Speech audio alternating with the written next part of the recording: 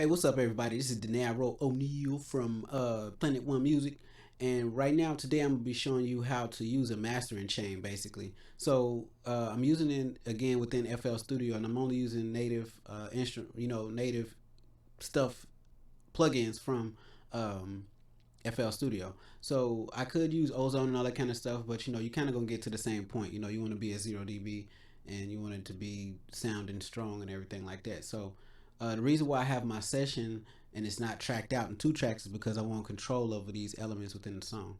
So anyway, first things first, I'm listening to the beat,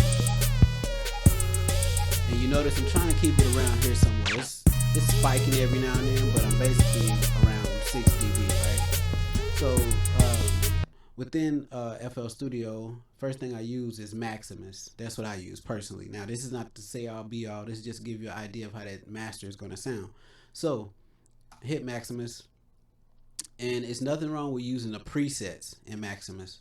You know what I mean? So this is how it sounds now.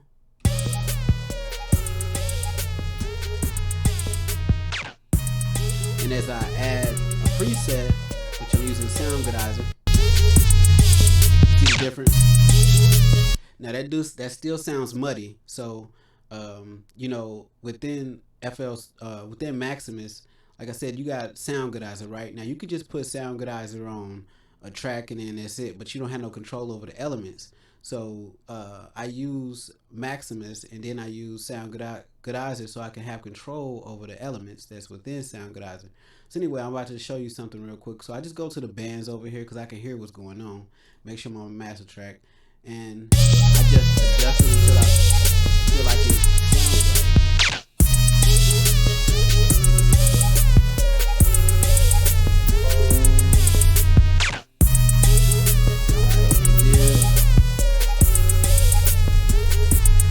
Kind of tone it out, because this right here kind of helps you get the tones and everything going, and so you can make sure everything is good to go.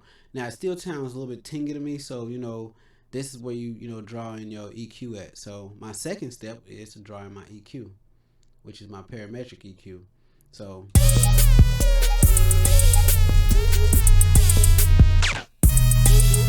now, of course, what I do is I shave a little bit. Of course, you do your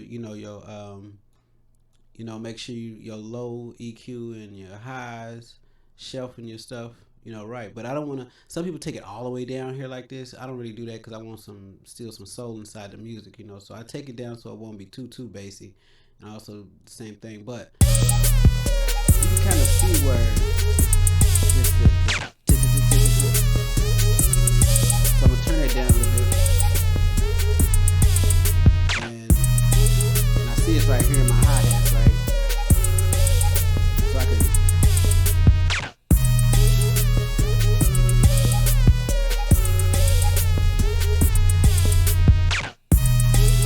So that's the second thing I add. So of course, on this master track, I've added the Maximus. I also added the parametric EQ.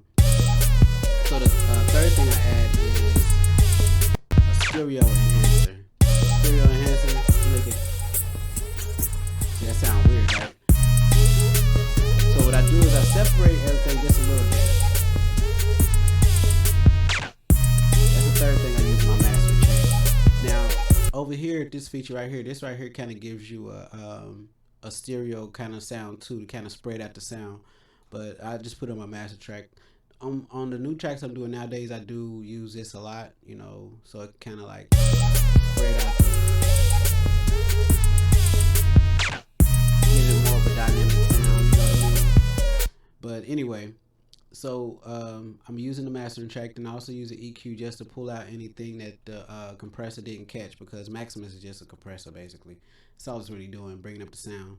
And so the last thing I use also is the bass booster. The bass booster kind of brings out whatever that bass that you need, but it's a certain type of bass. Like it's only hitting 60K, 60 hertz. So 60K, that'd be crazy, huh? Anyway, 60 hertz. So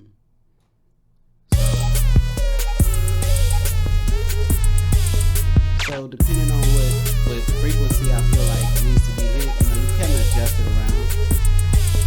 But it's kind of basically notching a certain frequency, so it can just hit that frequency only and give it that thump that it needs. And everybody knows it's probably around about 60 to 90. You can hear a difference. Now, as you can see, it is hitting 0. That's only because I got this limiter on there. I'm gonna take this limiter off.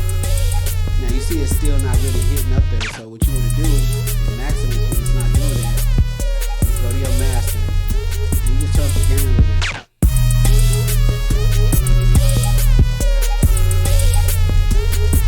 Kind of a little bit distorted, but you kind of get the idea. But I will have to spend some time with this mix. Kind of sounds pretty decent right there.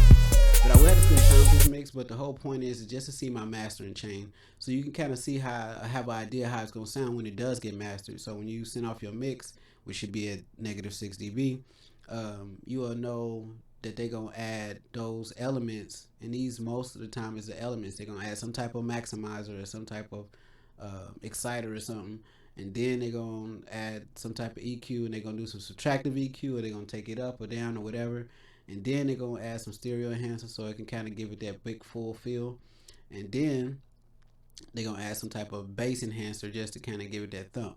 And of course, while you're doing that, you had a limiter. Now some people would say don't use a limiter, but I say just use it just to be on the safe side, so you can take it on and off and see, because they didn't put that there for no reason. So yep, that's it. That's my mastering chain. And hit subscribe if you like. Hit up the website. Everything is in the video, all the information. And thank you for watching the video. Deuces.